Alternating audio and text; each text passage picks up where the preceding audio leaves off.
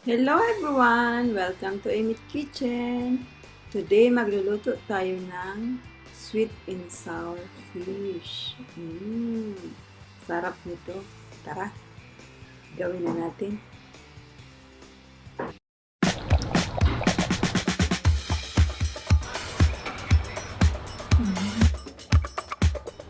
Ihanda na natin ang mga sangkap. Kakailanganin natin ng green pepper at red pepper. Tanggalin natin yung buto. Yung mga buto nila. Tanggalin natin. Pasensya na kayo guys. Maingay ang kapitbahay. Nagkakantahan sila. Hiwain natin ang green pepper na maliliit. Yung wag masyadong maliit. Yung tamang isang subo lang. Para mamaya pag kumain tayo, hindi masyadong laki. Ganito lang guys. Ganyan lang ang size mo. At parehas lang din po ng size ang green pepper. Hiwa din, same size sa green pepper. Mga ganyan na siya.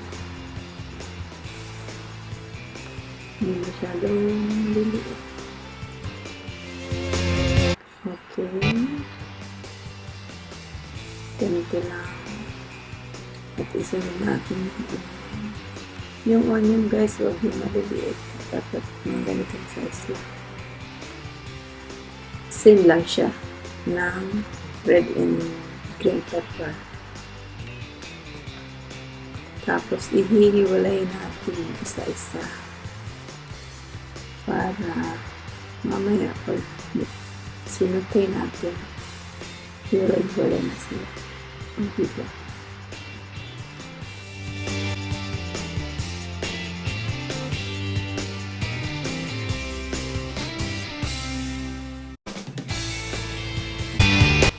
Isunod naman natin yung pineapple can.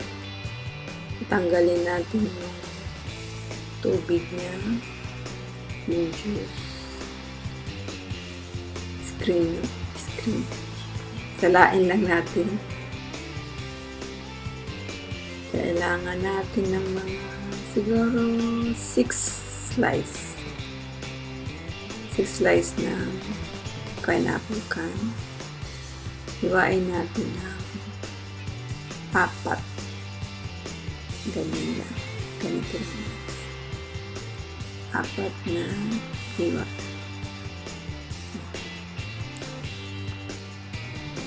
Ganyan lang siya. At ito na rin yung isda. I-slice ko na ng maliliit. I-marinate natin yung fish. Lagyan natin ng salt. Ayan, black pepper. Egg. 1 egg lang siya. Nabinagtin natin. At cornstarch o flour. I-mix lang natin siya ng mix lang natin siya. Mahalo yung mga ingredients na nilagay. Ganyan lang siya.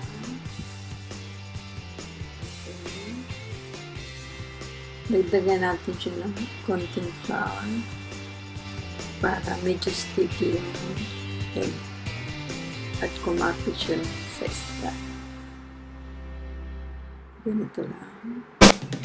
Mix lang natin. At ihanda na natin ang mga kailangan natin. Pepper, salt, flour, pineapple chunk, whole onion, red pepper, green pepper, tomato sauce, and vinegar. Start na tayo magluto. Unahin natin iprito ang isda. Ilagay tayo ng cooking oil. Antayin natin uminit siya. At ilagay natin yung isda. Ayan siya. Dapat guys, huwag masyadong crowd yung kawali. Para medyo crunchy yung fried fish natin. Maganda yung texture. Okay. Ganyan siya. Ganyan lang siya. Balik ka rin na natin. Di ba ang bilis? Balik ka rin natin.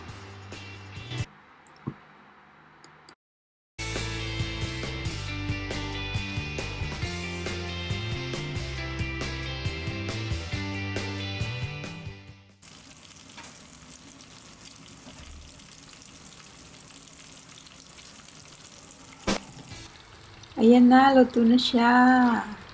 Lagay na natin isda sa bowl. Lagyan ko ng kitchen towel para tanggal yung extra oil. Ang ganda nyo, diba? Golden fish. Tamang-tama lang yung pagkakas. Second round. Ayan, may slow mo pa. Diba? Ayan siya. Ang ganda tingnan. Ganyan lang guys, magluto at happy para masarap yung niluluto natin. Galing sa puso. Diba? Baliktarin na natin. Diba ang bilis? Super bilis niya. Magic. O, diba? Finally, cooking na. Mag-prepare tayo ng kawali. Lagyan natin ng oil. Ilagay natin ang onion. Saute lang natin. Ilagay din natin ang green pepper at red pepper. Saute-saute lang. At ilagay natin ang pineapple chunk. Kukumbine lang natin lahat. Ganyan lang siya. At ilalagay natin ang tomato sauce. At lalagyan din natin siya lagyan natin ng cornstarch. Hinalo ko sa tubig. Unti-unti lang ang paglagay guys. Para hindi masyadong masabaw. Ayan. Lagyan natin ng konting water. Ayan siya. Para maminti natin yung tubig. At ilagay na natin ang fried fish. Dapat guys, magbilis lang yung paghalo nito para hindi madurog yung fish at crunchy siya. Okay, halo lang natin. Ilagay natin yung vinegar. Ilagay natin yung black pepper. At tikman natin kung tama na yung taste. Timpla niya. At maglagay tayo ng kunting sugar. Brown sugar. Yung kunting lang. Para mag-balance ang sweet and sour. Dito. Done cooking na tayo guys. Splitting time na. O, diba? Ang sarap. Na-achieve natin ang ulam for today. Thank you for watching guys. Please click and share and subscribe to my channel, Imit Kitchen YouTube channel. Thank you very much. See you again.